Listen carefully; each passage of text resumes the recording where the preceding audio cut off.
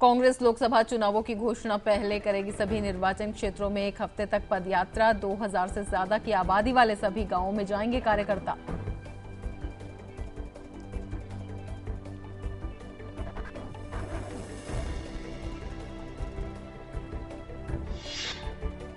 वरिष्ठ भाजपा नेता अटल बिहारी वाजपेयी की भतीजी करुणा शुक्ला और टीआरएस सांसद विजया शांति कांग्रेस में शामिल।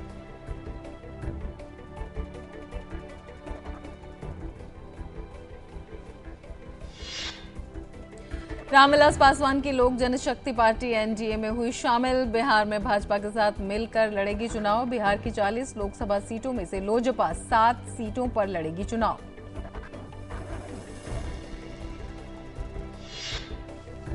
भाजपा के वरिष्ठ नेताओं की केंद्रीय चुनाव समिति की बैठक में लोकसभा चुनाव के लिए पहली सूची में कुल 54 सीटों पर प्रत्याशियों के नामों का हुआ ऐलान।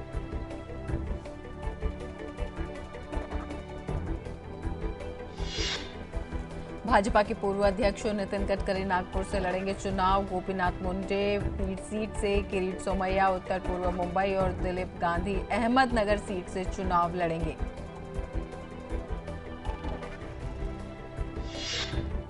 जनता दल यूनाइटेड ने पार्टी के वरिष्ठ नेता शिवानंद तिवारी और लोकसभा के 4 सदस्यों को पार्टी विरोधी गतिविधियों के आरोप में किया निष्कासित। राज्यसभा के लिए दोबारा मनोनीत न किए जाने से नाराज थे तिवारी। भाजपा नेता नितिन गडकरी द्वारा दिल्ली के पूर्व मुख्यमंत्री अरविंद केजरीवाल के खिलाफ मानहानि की याचिका पर आज अदालत में आ सकता है कोई फैसला।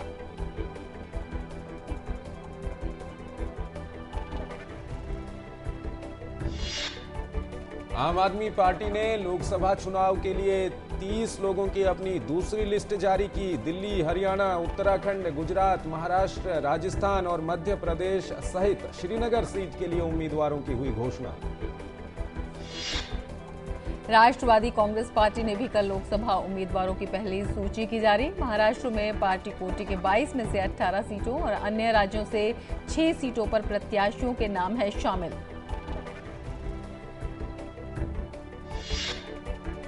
देश के पहले लोकपाल को नियुक्त करने की कवायद विवादों में घिरी। सर्च कमेटी के गठन को लेकर लग रहे हैं गड़बड़ी के आरोप। संवैधानिक मामलों के जानकार वकील फाली एस नरीमन ने उठाया मामला। सरकार ने कंपनियों के सामाजिक दायित्व के नियमों को किया अधिसूचित। राजनीतिक दलों को दिए जाने वाले चंदे को नहीं माना जाएगा सामाजिक जिम्मेदारी। नए नियम 1 अप्रैल से होंगे लागू।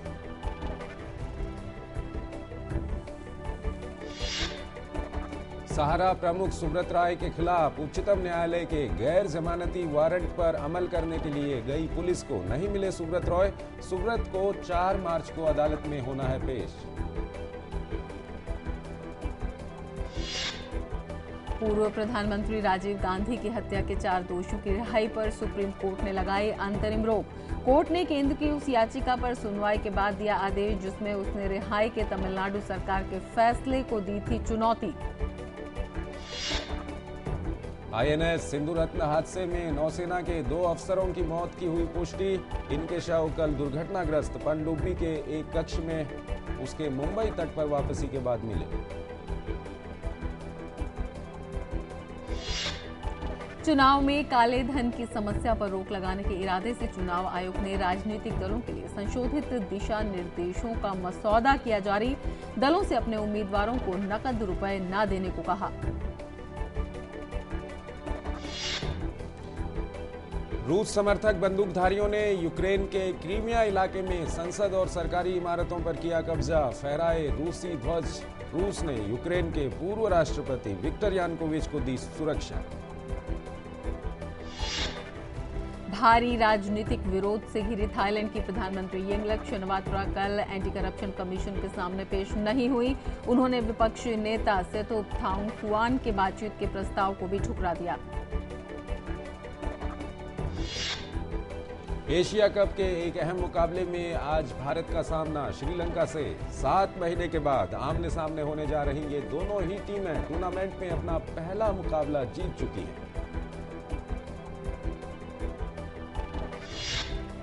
एशिया कप के तीसरे मैच में पाकिस्तान ने अफगानिस्तान पर 72 रनों से जीत हासिल की। पाकिस्तान के 249 रनों के लक्ष्य का पीछा करते हुए अफगानिस्तान की पूरी टीम 176 रनों पर पवेलियन लौटी। स्वतंत्र भारत के पहले राष्ट्रपति डॉक्टर राजेंद्र प्रसाद की 51वीं पुण्यतिथि आज। देश की आजादी समेत भारतीय संविधान के निर्माण में दिया था अमूल्य योगदान।